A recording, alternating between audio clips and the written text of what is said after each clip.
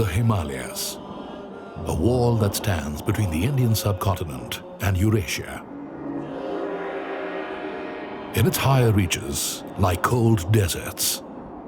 Oxygen is scarce and little grows here. Extreme conditions have sculpted this land into a place where life is tough.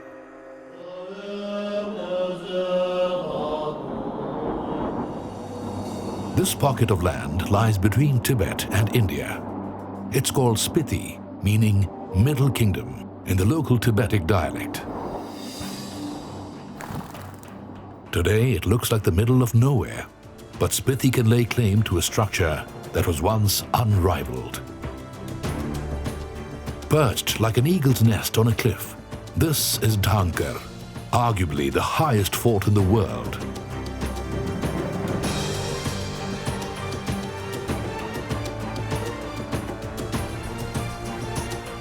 At close to 13,000 feet above sea level, the fort was part of an old Buddhist monastery and village. For centuries, this was the capital of Spiti, the seat of the king.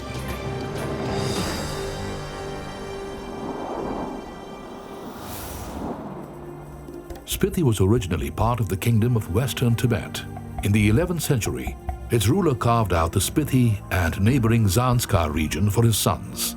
One son ruled over Dhangkar and the other ruled Spiti and was called Nono. It is said that Dhangkar was the original capital where people used to live. Nonos, they were my ancestors and they were rulers here. Basically, we became a kind of region, local level administrators.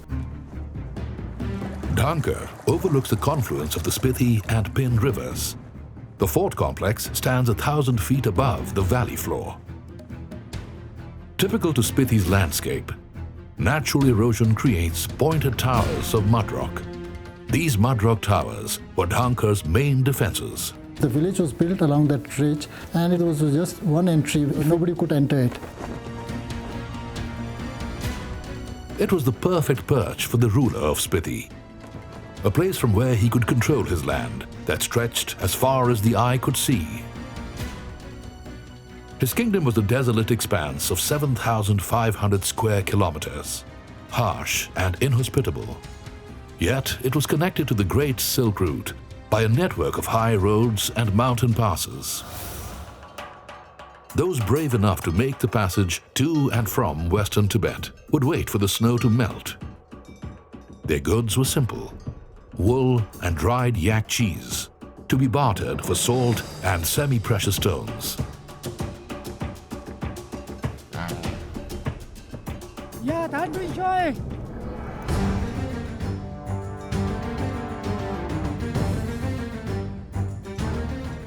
Traders would spend days, sometimes weeks, on the trail.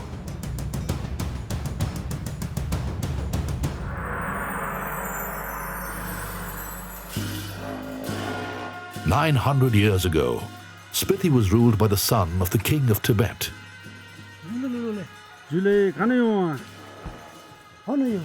He was given the title of Nono. For centuries, generations of Nonos controlled the kingdom.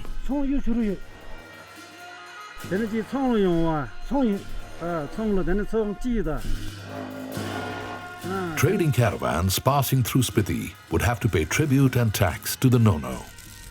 Coral and turquoise were gifts fit for a king.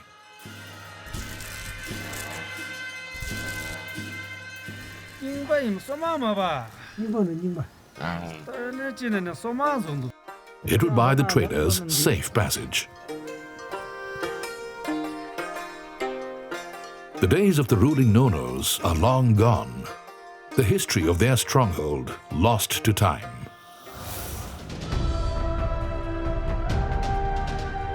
Locals claim that Dhangkar is about 800 years old. Time has been rough on the fort. A devastating earthquake in the mid-1970s left little of the original structure. Built of mud, stone, and wood, what remains is in a state of ruin.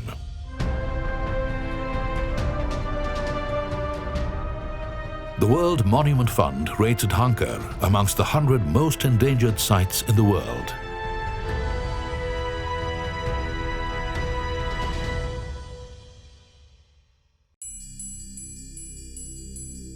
Over the centuries, Dhangkar has collected its share of mysteries and folklore. In the years of its decline, Dhangkar attracted bandits and raiders. Long ago, one such party arrived looking to rob and pillage.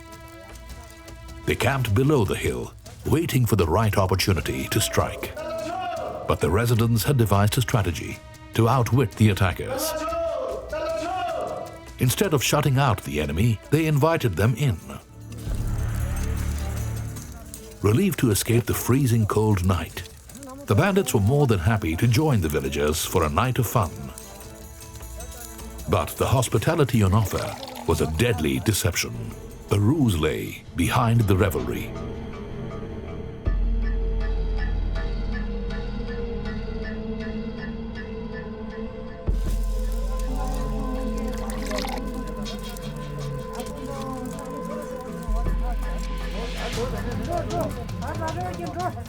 At the end of the feasting, the drunk and stumbling attackers were shown the way out.